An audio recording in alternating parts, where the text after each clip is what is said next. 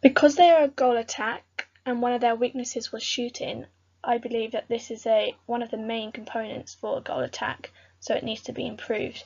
So the aim is to improve their shooting technique and their percentage of shots made during a game. I'll make sure that it's specific to just shooting and the movement around the circle in general to increase the chance of there being a successful shot.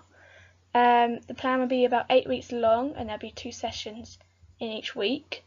They'll last about 40 minutes to ensure that they are not too long and the fact that they could become fatigued and it's long enough for enough to happen in the session. I'll make sure it's achievable in the fact that it's only a 20% increase of their shots made. And the way I'll test this is having 3 different spots around the circle and they've got to make 10 shots each spot, and then I'll work out their percentage made. In every session of this plan, I'll make sure that there's a decent warm-up. This would include starting off with dynamic stretching to warm up the muscles and to stretch them, and then go on to ballistic stretching because netball is a high impact sport. There will be heart increasing exercises and exercises to warm the muscles to prepare them for the activity and the drill. So in the first session of week 1, the drill would be where there'll be a feeder on the edge of the D and the player will start at the first spot. They will have to have the correct technique and make the shot before moving on to the next spot. The correct technique would be having your feet shoulder width apart, hands above your head, bending of the knees and the elbow before letting go of the ball, and making sure there's backspin and good movement of the wrist. And then once they've done all this, they can move on to the next spot. Whereas in session 2, this will be a slight progression to session 1, where there'll be movement involved, because in netball you're always having to create space for yourself and moving around to receive the ball. So this time you start at this spot and you move out and around the cone on the edge of the D and run back into the space you were with the ball being thrown in front, and then you'll have to make the shot with the correct technique before moving on to the next spot and running around a different cone. So for week 2, in the first session, it'll be based off a game called Around the World, where you move on every time you score, but if you miss, you move back. So it's how quickly you can get around all of the 7 points. This is a progression from last week as well, because I'll make sure the cones are further back than last week to increase their range. Whereas in the second session of that week, I will add a defender into this.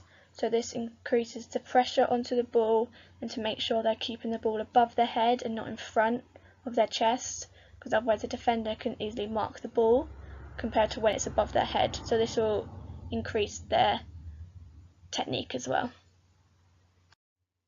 For week 3, the first session will be where there's a feeder on the outside of the circle and the player will start on the outside as well. The feeder will pass an overhead ball which will land near to the post. The player will have to run into this area at the same time to receive the ball as close to the net as possible.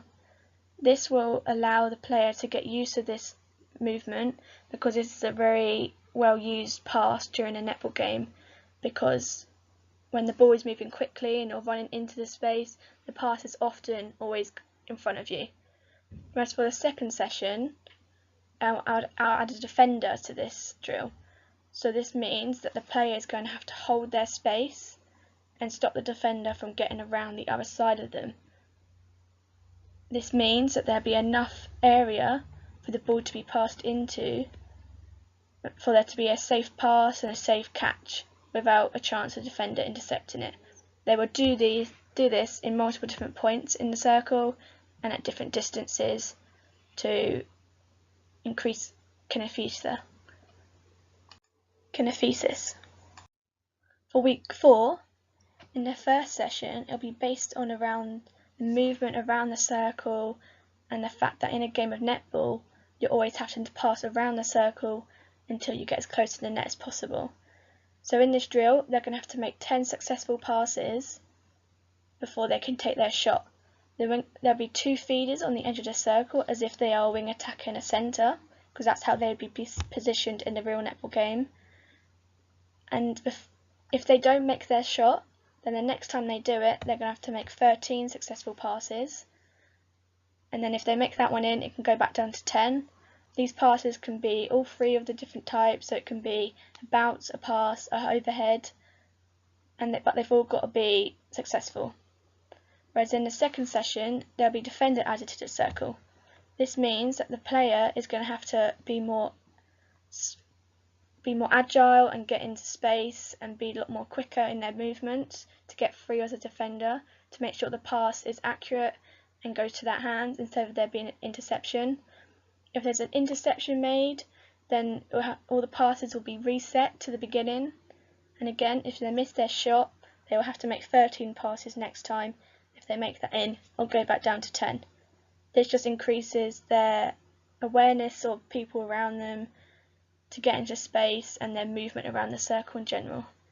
So after the first 4 weeks, we would take another test, which was the same as the one we done at the beginning of the plan, which was to do 10 shots at 3 different points and record their percentage of shots made.